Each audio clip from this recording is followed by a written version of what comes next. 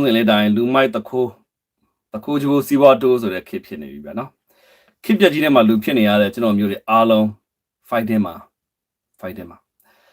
ကျွန်တော်လုပ်ပေးနိုင်တာကတော့ဒီခေတ်ပြက်ကြီးရဲ့အခြေအနေတွေကိုမိမောင်းထိုးပြမယ်ဗျာနော်ကောင်းမွန်သောအာဏာပိုင်တွေအရာရှိတွေနော်ခေါင်းဆောင်တွေအနေနဲ့တွေ့ရင်အရေးယူပေးကြပါအားလုံးပဲမင်္ဂလာပါကျွန်တော်တို့ channel ကနေကြည့်ဆိုပါတယ်ကျွန်တော်တို့ channel ဆိုရင်နေ့စဉ်နဲ့ဥဒ္ဒလေးနဲ့ပတ်သက်တဲ့တရင်ကောင်းတွေကိုပေးဆက်ပေးနေတာမို့ကျွန်တော်တို့ channel ကို like and subscribe လုပ်ပေးဖို့တောင်းဆိုချင်ပါတယ်ပါပြည်သူလူထုဘဝတွေစာနာပေးကြပါလို့ပြောချင်တာဒါဒီပဲကျွန်တော်အနေနဲ့မျှော်လင့်ချက်လေးနဲ့ကျွန်တော်ပြောနေရခြင်းဖြစ်ပါတယ်ကတ်ဆိုင်နေရတဲ့ကတ်ဆိုင်နေတယ်စစ်မှုထမ်းကြီးကတ်ဆိုင်နေတဲ့နေရာတွေရှိတယ်နော်ပေါ်တာဆွဲတာတွေကတ်ဆိုင်နေတဲ့နေရာတွေရှိတယ်လူစိုးလူမိုက်ကတ်ဆိုင်နေတဲ့နေရာတွေရှိတယ်အားလုံးကကတ်ဘေးကြီးဟာဆိုင်တယ်အဲ့တော့မင်းစိုးမင်းညစ်ကတ်ဆိုင်နေလို့ပြောလို့ရတော့ဗျာနော်အဲ့ဒီမှာအမှန်တရားကိုထုတ်ဖော်ပြောဆိုရတဲ့သူတွေလက်ဆွဲစီခံရတယ်စိတ်မကောင်းစရာတော့ကိုကျော်မျိုးမင်းပေါ့ဆွဲစီခံရတယ်နော်ကိုကျော်မင်းဆွဲစီခံရပါတယ်အဲ့တော့သူကတော့ဆွဲစီခံပြီးတော့နောက်ထပ်တစ်ယောက်တော့လွတ်လာပြီကိုရွှေမျိုးဝင်းတော့လွတ်လာပြီလို့ကျွန်တော်သတင်းရရှိတယ်ဗောနော်အဲ့တော့ကိုရွှေမျိုးဝင်းလွတ်လာပြီပေါ့အဲ့တော့တယောက်ထွက်လာတော့မှဟုတ်လားနေရာလွတ်သွားလို့ထင်ပါတယ်အထဲမှာလဲတကယ်တမ်းပြောနေဆိုနေတဲ့သူတွေအကုန်လုံးချုပ်ထဲထည့်ထားတယ်အထဲမှာနေရာလေးတွေလွတ်သွားလို့ထင်ပါတယ်တယောက်လွတ်သွားတာတယောက်ဆွဲစီးပလိုက်တယ်တော်တော်လေးလက်တက်နိုင်တယ်ခစ်ကြည့်ပါလားဗျာနော်အမှန်တရားကိုမပြောရတဲ့ခစ်ပုတ်ခါတီးခါလေးတောင်ပြောလို့မရတဲ့ခစ်စောင်းလို့တောင်မရတဲ့ခစ်ကြီးကတော်တော်ဆိုးနေပါပြီဗျာနော်မင်္ဂလာပေါင်းနဲ့ပြည့်စုံကြပါစေအဲ့တော့ကျွန်တော်ပထမဦးဆုံးအနေနဲ့စစ်မှုထမ်းပေါ်တာဆွဲတယ်ပေါ့ဗျာနော်ပေါ်တာဆွဲတာကတ်ဆိုင်နေတဲ့ခစ်ဂျုံနေရတော့အဲ့ဒီကတ်ဘေးကြီးဂျုံနေရတဲ့ဒေသကိုတခုအရင်ပြောမယ်ဗျာနော်ပဲခူးတိုင်းနတ်တလင်းအရှိဘက်ကရွာတွေကတ်ဆိုင်နေပါပြီတဲ့ကတ်ဘေးကြီးဆိုင်နေဘာကတ်များလဲမှလဲဆိုလို့ရှိရင်ပေါ်တာကတ်ပေါ့ဗျာပေါ်တာကတ်ဘေးကြီးဆိုင်နေတယ်ဥပုပ်ကုန်းပါဗျာနော်အာတုဘချလို့တွင်းတူးနေတွင်းတူးနိုင်သေးတယ်ဆိုတဲ့ခါကျလူငယ်တွေဆိုလို့ရှိရင်ဒါဆွဲမှာဆိုလို့အဖိုးကြီးသွားတူးတာပါအသက်60ကျော်တွေနော်သွားတူးကြတာတွင်းတူးပြီးတော့အာတုဘလေးသွားချပြီးပါရဲ့အေးပေါ့အသက်ကြီးရွယ်တွေဆိုတဲ့ခါကျတော့လဲဒါသိချင်းတရားကိုသူတို့နားလေတဲ့သူတွေပေါ့ဗျာနော်သူ့လှဲ့ကိုလှဲ့ဆိုတာရှိတယ်ပေါ့အဲ့တော့သက်ကြီးရွယ်ဦးမှမဟုတ်ပါဘူးသိချင်းတရားကတော့ကျွန်တော်တို့ငယ်ရွယ်တဲ့သူတွေပဲဖြစ်ဖြစ်လူလက်ပိုင်းတွေပဲဖြစ်ဖြစ်ကြီးငယ်မျိုးအကုန်လုံးကတော့ရင်ဆိုင်ရမှာပါပဲအဲ့တော့ဖိုးကြီးတွေတွင်းတူးနေတွင်းတူးတာကိုဆွဲတယ်ဗျာနော်3ယောက်ကိုဆွဲတဲ့ခါကျတော့ကျွန်တော်တို့အသက်က60ကျော်နေပြီလေဗျာခင်ဗျားတို့စစ်မှုထမ်းဆွဲတုံးနဲ့ပဲလားဆိုတဲ့ခါကျတော့ဟေးဆွဲတယ်ဟာတယ်တို့ကအသက်60အထိဆွဲမှာ65အထိဆွဲမှာအဲ့တော့60ကျော်လောက်နဲ့လာမပြောနဲ့နားထားလိုက်ဆိုတဲ့ပုံစံမျိုးဖြစ်နေတွေ့မြအကုန်ဆွဲနေရလဲတော်တော်စိုးပါတယ်ဗျာနော်အဲ့ဒါအတုဘဆိုတဲ့ခါကျတော့ဗျာဟိုအသက်မပြည့်သေးတဲ့သူတွေပါလာပေါ့အသက်မပြည့်တဲ့သူကြတော့360တောင်းတာဓမ္မငယ်ရွာမှာကုန်ပြီတဲ့လက်တလင်းကကျွန်တော်တို့မျိုးပါဓမ္မငယ်ရွာမှာလည်းကုန်ပြီဝနကြီးကတာရုကုန်းရွာမှာတဲ့အခုချိန်ထိတာရုကန်ရွာမှာအခုချိန်ထိထိုင်ချလာတက်ထိုင်ချလာတယ်ထင်ပါနော်အဲ့တော့ကပ်ဘေးကြီးစိုက်နေတယ်ပြည်သူတွေခင်ဗျာမှာအသက်ကြီးလည်းမလွတ်အသက်ငယ်လည်းမလွတ်အသက်မပြည့်တဲ့သူကြသူတို့နည်းနည်းလေးညှိနှိုင်းလေးရလို့ကြားသိရတယ်အဲ့တော့360တောင်းတယ်တဲ့360တောင်းတာ320နဲ့ကျွန်တော်တို့ညှိပေးပါတဲ့ခြံလေးဝိုင်းလေးရောင်းရင်တော့ကျွန်တော်တို့ခုပေါင်ရင်တော့မဟုတ်ဘူးနော်ရောင်းရင်လည်းဘယ်သူမှဝင်နိုင်မှာမဟုတ်ပေါင်ရင်တော့320လောက်ရမှာပါအခုစံမျိုးပေါ့နော်အဲ့တော့320နဲ့ပြည်လေသွားလို့အသက်မပြည့်သေးတဲ့လူတွေလွတ်လာတယ်အဲဒါကကျွန်တော်ကပ်ဘေးကြီးပေါ့ဗျာနော်မြန်မာပြည်သူတွေရင်ဆိုင်နေရကပ်ဘေးကြီးဘလို့နိုင်ငံမျိုးမှာဘလို့တွေကျွန်တော်တို့ဘလို့တွေလူဖြစ်နေရလဲကိုကျွန်တော်တို့နားလည်ရခက်နေပြီနော်အဲ့မှာခင်ဗျားတို့ရဲ့ဘဘကြီးကျွန်တော်တို့ရဲ့ဘဘကြီးဦးမင်းအောင်နိုင်ကတော့ပြုံးဖြီးဖြီးနဲ့သူ့ကိုယ်သူကောင်းတော့မယ်ပြည်သူလူထုကတော့ကပ်ဘေးတွေစားရလို့နော်မျက်ရည်ပေါက်ကြီးငယ်တွေကြာလို့ဘဝတွေပြက်လို့ကိုကျော်မျိုးမင်းပါသွားပြီဆိုတော့ဟုတ်ပါတယ်ပါသွားပါပြီအဲ့ဒါကတခုပေါ့ဗျာနော်နောက်ထပ်ကပ်ဘေးဆိုင်မှုဆိုပို့ဆိုပါတယ်ဒါရန်ကုန်မှာပေါ့နော်ရန်ကုန်မှာပဲဖြစ်တာရန်ကုန်မှာ တယောက်လူငယ်တွေတယောက်တည်းပြင်မသွားပါနဲ့တဲ့တယောက်တည်းသွားလို့ရှိရင်မလုံခြုံပါဘူးပေါ့နော်အဲ့တော့2ယောက်3ယောက်လောက်အနေနဲ့အဖွဲ့ဆွဲပြီးအဖွဲ့စုပြီးသွားပါတွေ့လို့ရုပ်ဆိုရင်ပြန်ရိုက်ပါပြန်ထုပါခင်ဗျားတို့အဲ့မှာပြန်မထုတော့ဘူးဆိုရင်ခင်ဗျားတို့ပါသွားမယ်ပါသွားနေရာမှာပြန်ထုရင်ထုမထုလို့ရှိရင်တော့ခင်ဗျားတို့အခြေတန်းရောက်လို့ရှိရင်တော့ခင်ဗျားတို့ဘွားတွေမသေးချဘူးပေါ့ဗျာနော်အဲ့တော့ပြန်ရိုက်ပြန်ထုလို့တရားရုံးမှာရင်ဆိုင်ခင်ဗျားတို့အမှုမရှုံးစေရအောင်တော့မှမရှုံးခင်ဗျားတို့လာဆွဲတဲ့သူတွေကဘာကောင်တွေမှမဟုတ်ဘူးစစ်တပ်ကနေလက်ထောက်ချထားတဲ့သူတွေဒီလူတွေဆွဲတာဆွဲတဲ့အခါမှာဒီလူတွေကိုခင်ဗျားတို့ပြန်ရိုက်ရင်ရိုက်မရိုက်လို့ရှိရင်တော့ခင်ဗျားတို့ပါသွားမယ်ပါသွားရင်ခင်ဗျားတို့စုဆောင်းရေးကိုပို့မယ်စုဆောင်းရေးမှာချုပ်ထားမယ်ချုပ်ထားပြီးရင်ခင်ဗျားတို့အမှထမင်းနေဖြစ်တယ်လို့ခင်ဗျားတို့ကြွေးမှာပေါ့ဗျာနော်ကြွေးမယ်ကြွေးပြီးတော့လို့ရှိရင်တော့ခင်ဗျားတို့ကိုရှင်းတန်းပို့မယ်ရှင်းတန်းရောက်တော့ဒီပေါ့ရှင်းတန်းရောက်သွားတဲ့တို့များတည်ဆုံးကြတာများတာဘူးเนาะအဲ့တော့ခင်ဗျားတို့တွေအဲ့ချိန်မှာပြန်မရိုက်ထားရင်ခင်ဗျားတို့ဒုက္ခရောက်မယ်အဲ့တော့ကျွန်တော်ပြောချင်တာကတော့လူငယ်တွေညဘက်ပြင်ထွက်တဲ့ခါမှာတယောက်တည်းမထွက်ပါနဲ့เนาะတယောက်တည်းမသွားပါနဲ့ရုပ်လုပ်လို့ရှိရင်ရိုက်ပါပြန်ပြီးတော့ခင်ဗျားတို့ရင်ဆိုင်မှာမရင်ဆိုင်ပဲပါသွားလို့ရှိရင်ကျွန်တော်ခင်ဗျားတို့သတိပေးထားတယ်เนาะသတိပေးထားတယ်ဘာကောင်ပဲဖြစ်နေဗျာဝေတရားနောက်ရှက်မှုဆိုတာမရှိဘူးစိတ်ချဘာကြောင့်လဲဆိုတော့ခင်ဗျားတို့အဲ့ဒီမှာရိုက်လိုက်လို့ရှိရင်ခင်ဗျားတို့ရဲစခန်းရောက်ရင်ခင်ဗျားတို့အမှုရှင်ခွင်းလုံးကျွတ်လွတ်တယ်ဒီလိုဒါမျိုးဆွဲပိုင်ခွင့်မရှိဘူးเนาะရဲဖမ်းပိုင်ခွင့်မရှိအခုမြန်မာနိုင်ငံမှာအခြေခံဥပဒေနဲ့အုပ်ချုပ်နေတဲ့အစိုးရပေါ့ဗျာเนาะဒီမိုကရေစီအစိုးရဖြစ်နေပြီအဲ့တော့ဒီမိုကရေစီအစိုးရဖြစ်နေပြီပေါ့ဗျာเนาะဒါလေးကိုကွက်ပြီးယူပြီးတော့ဟိုမှာအဲ့ဒီခင်ဗျားတို့တော်လိုင်းဘက်ကလည်းလှုပ်ရှားကြအောင်မယ်ဒါမျိုးလေးစကားပြောလိုက်လို့ရှိရင်အဲ့မိနစ်စက္ကန့်20စာလို့10စက္ကန့်စာလောက်ယူပြီးတော့เนาะယူပြီးတော့ကျွန်တော်ဝါဒတွေပြန်ဖြန့်လိုက်မယ်တော်တော်ဆိုးပါတယ်เนาะခင်ဗျားတို့ကလည်းခင်ဗျားတို့ပဲအဲ့တော့ထားပါခင်ဗျားတို့ရန်လည်းကြောက်ရတယ်ကျွန်တော်မှပြောတာပြောကျွန်တော်ကိုပြောလဲပါလဲဆိုတော့ဗျာကိုစီကိုတိုက်ခိုက်ဖို့ဆိုတာကျွန်တော်ကလူစိုးဖြစ်မှသူတိုက်ခိုက်လို့ရမှာဟုတ်ကျွန်တော်လူစိုးဖြစ်ဖို့တော့ကအဲ့လိုမျိုးလေးတွေနဲ့လှုပ်ရှားနေ2000ထွာညံနေရလဲရှိတယ်เนาะအဲ့တော့လည်းကျွန်တော်မစိုးရင်ရသေးတယ်အဲ့တော့မြန်မာပြည်မှာဘယ်လိုပဲဖြစ်ဖြစ်เนาะအခြေအနေကတော့အခြေအနေပေါ့အခြေအနေ level နဲ့ကျွန်တော်တို့ဘယ်လိုခေါ်မလဲဆိုရင် formal level မှာကဘာတွေဖြစ်နေဆိုတော့အခြေခံဥပဒေနဲ့အုပ်ချုပ်နေပြီခင်ဗျားတို့ပြောဆိုပိုင်ခွင့်ရှိနေပြီအဲ့တော့တကယ်တမ်းတရားရုံးမှာရှင်းလို့ရှိရင်ခင်ဗျားတို့ formal level နဲ့ရှင်းရမှာအဲ့ဒါကြောင့်မလို့ခင်ဗျားတို့ကိုလာဆွဲတယ်ဟဲ့ဆိုရင်ဘာလုပ်ရမလဲ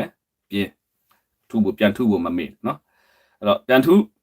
ုဘာကြောင့်လဲဆိုတော့ခင်ဗျားတို့မှာဥပဒေကိုထောက်ပြီးတော့ပြန်လွတ်အောင်လုပ်လို့ရတယ်ခင်ဗျားတို့ရဲ့တထေးပဲဖြစ်ရှင်းနေပဲဖြစ်ပြန်လိုက်ပြီးခင်ဗျားတို့ရအောင်ထုတ်လို့ရတယ်အေးပါသွားပြီဆိုထုတ်လို့မရတော့ဘူးအဲ့ဒီထဲမှာတခါလဲ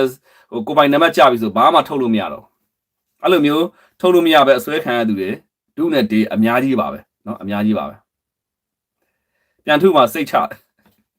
အကောင်းပြန်ပြီးခင်ဗျားတို့ပြန်ထုဖို့မမေ့နဲ့เนาะပြောထားပြီးသားပြီးတော့ကျွန်တော်အဲ့တဲ့နေပြန်ရတယ်ဗျာစိတ်မကောင်းဘူးတချို့လင်မယားနှစ်ယောက်မင်္ဂလာဆောင်တော့မယောက်ျားအစွဲခံရတယ်လင်မယားနှစ်ယောက်ပေါ့ဆိုတော့ချစ်သူနှစ်ယောက်မင်္ဂလာဆောင်တော့ဗျာเนาะကောင်လေးအစွဲခံရတယ်ချစ်သူနှစ်ယောက်ခိုးပြေးလာပါရဲ့အကောင်မလေးကိုထားပြီးကောင်လေးကိုဆွဲသွားတယ်เนาะအဲ့လိုမျိုးမြင်တဲ့ခါမှာကြားတဲ့ခါမှာကျွန်တော်လုံးဝရှင်နေမကောင်းဘူးအဲ့တော့ခင်ဗျားတို့မှာဥပဒေပေါင်တွေကတရားဝင်ပြန်ထုလို့ရတယ်နော်ပြောထားပြီးသားပြန်ထုပြန်ပြင်းဝင်မမေ့နဲ့သွားရင်တယောက်တည်းမသွားနဲ့3ယောက်သွားဒါဖြစ်ရလေးနဲ့ပတ်သက်ပြီးကျွန်တော်ပြောပြမယ်သူကအပြင်ထွက်သွားတယ်ပေါ့ကျွန်တော်ပြင်ထွက်သွားတော့သူ့ကိုလာပါအောင်ပေါ့မင်းပဲသူလဲပါလဲပေါ့ခေါ်တဲ့ခါမှာသူကဖြေတယ်ကျွန်တော်ဘယ်သူပါပေါ့ဖုန်းတွေပါစစ်တော့သူသဘောရိုးပဲစစ်ပါပေါ့လွတ်ပေးတယ်စစ်တော့အဲ့တော့ပေးစစ်တော့ဘာမှမရှိတော့ဟုတ်ပြီတဲ့လိုက်ခဲ့ပါအောင်ဆိုခေါ်သွားတယ်ခေါ်သွားဘယ်ကိုခေါ်သွားလဲဆိုတော့စုဆောင်းရေးကိုခေါ်သွားတယ်မင်္ဂလာတုံခေါ်သွားတယ်မင်္ဂလာတုံခေါ်သွားတဲ့ခါမှာဘုံမှုဟောင်းတယောက်ရောက်လာနော်ဘုံမှုဟောင်းတယောက်ရောက်လာပြီးတော့သူတို့ကိုအဲ့ဒီစုဆောင်းရေးအဲ့ဒီသူတို့လာဆွဲသွားတဲ့ကောင်တွေကဘာမှမဟုတ်ဘူးဘာကြောင့်ဆိုသူတို့ကထိုးကျွေးခံနေဆိုတော့စစ်တပ်ကလက်ထောက်ချထားတဲ့တနည်းအားဖြင့်ရရှိတွေကအဲ့လက်ထောက်ချထားတာအကယ်တခုဝုန်းတိုင်းဖြစ်ရင်ဒီကောင်တွေချုပ်လေးရောက်တယ်မဆိုလို့ရှိရင်အဲ့အရာရှိတွေကလာပြန်ရွေးပေးတယ်ဒါမျိုးလက်ထောက်ချတဲ့သူဒါမျိုးကောင်တွေထုလို့ရတယ်ဘာကြောင့်ဆိုတော့ခင်ဗျားတို့သူတို့ကပိုက်ဆံရလို့လုပ်နေတာခင်ဗျားတို့ကဘာလုပ်လဲခင်ဗျားတို့ပြန်ထုဖို့လိုတယ်နော်ပြန်ပြေးဖို့လိုတယ်ပြီးသွားလို့ရှိရင်တော့ခင်ဗျားတို့အဲ့ဒီအဖြစ်ရလေးမှာဆိုလို့ရှိရင်တော့စူဆောင်းရေးရောက်တယ်စူဆောင်းရေးမှာသမင်းတွေကျွေးတော့ဗျာနော်ကျွေးပြီးတော့တခါတည်းဘယ်ကိုရောက်သွားလဲဆိုရင်အင်းတကောဆက်ရန်ရတက်ကိုသူတို့ပို့လိုက်ပါတယ်တဲ့နော်ပို့လိုက်တဲ့ခါမှာဘုံမှုဟောင်းတယောက်အငိမ့်စားလို့တော့ပြောတယ်ပေါ့ရောက်လာပြီးတော့380နဲ့ဒီကောင်တွေဈေးဆိုင်ထားလိုက်တယ်နော်380နဲ့ဈေးဆိုင်ထားလိုက်ဆိုတော့ ဈေးဆိုင်ထားတယ်အဲ့မှာချုပ်ထဲမှာထည့်ထားတယ်ပေါ့အဲ့ဒီမှာလူက2မျိုး3မျိုးရှိတယ်ဗျပြေးမယ်လို့သူတို့ထင်ရတဲ့သူတွေကိုတော့ထိတ်တုံးခတ်ထားတယ်အေး2ယောက်တွဲခတ်တယ်မပြေးဘူးလို့ထင်ရတဲ့သူတွေကိုတော့သူတို့ဒီတိုင်းထားတယ်ဘာကြောင့်ဆိုတော့လူကအများကြီး45ယောက်လောက်ရှိတာဟုတ်နော်အကုန်လုံးလည်းသူတို့ထိတ်တုံးမခတ်နိုင်အဲ့တော့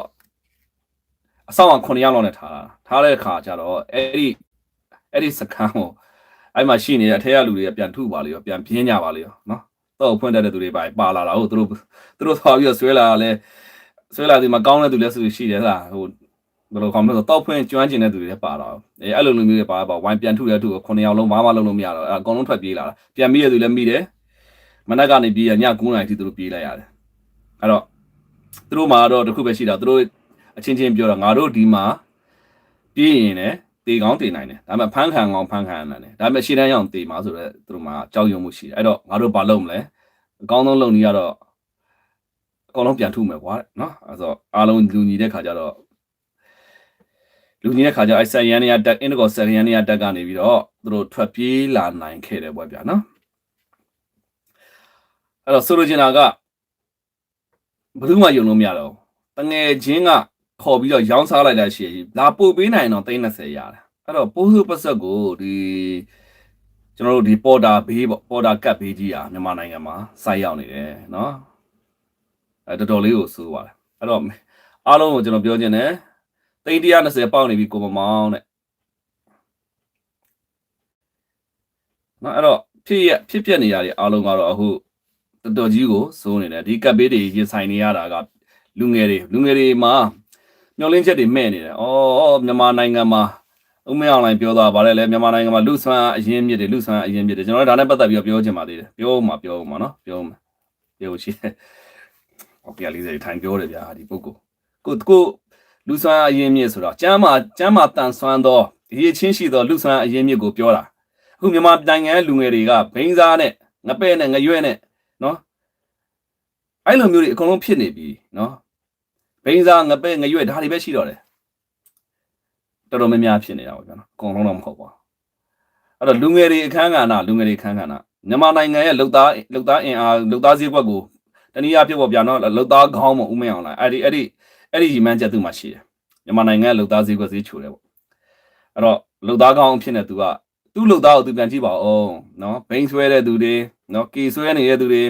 ဂိမ်းဆွဲနေတဲ့သူတွေအကျင့်စာရိတ္တပြပြသူတွေအချင်းချင်းရိုက်ပုတ်နေတဲ့သူတွေ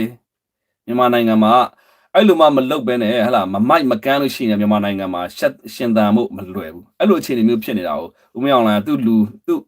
နိုင်ငံမှာလူဆွမ်းအရင်မြစ်တယ်အဲ့သူ့လူဆွမ်းအရင်မြစ်ကနိုင်ငံတကာမှာရှိနေလူဆွမ်းအရင်မြစ်နဲ့ရှင်ကြည့်ပါနော်စံချိန်စံညောအရေးသေးလုံးဝမပြည့်မီတော့ပါဘူးလို့ပြောချင်တယ်ဟလားအဲ့တော့သမရနေရာယူပောက်ကရလူသမရတက်ဖြစ်တဲ့ခါကျတော့နိုင်ငံကစုပ်ပဲ့ကုန်တော့ဗျာနော်တော်တော်ဆိုးပါတယ်ကိုလူငယ်တွေကကြည့်လိုက်အောင်ဗျာအချင်းချင်းရိုက်အုပ်ဖွဲရိုက်တော်တော်ဆိုးတာဗျာနော်ဟိုရင်ကပေါ်တာဆွဲနေလို့ပြောတာတဲ့